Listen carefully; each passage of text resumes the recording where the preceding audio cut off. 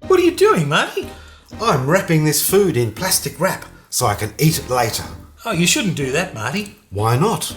Well, plastic's really hard to digest, and it's really bad for the environment. Crikey, Gaz, what should I do? Well, just keep watching and I'll show you this great kitchen hack. Welcome to Gaz and Marty's Hot Snippets. These days we're all concerned about the environment. Concerned.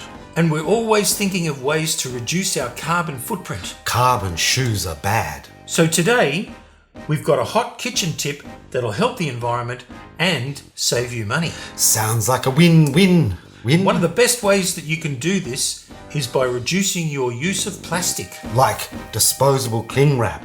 Koalas hate it. Correct, Marty. So the next time you have just one slice of something like this big delicious chocolate cheesecake, Don't wrap the remainder in plastic cling wrap. no, you should just eat the whole thing in one sitting.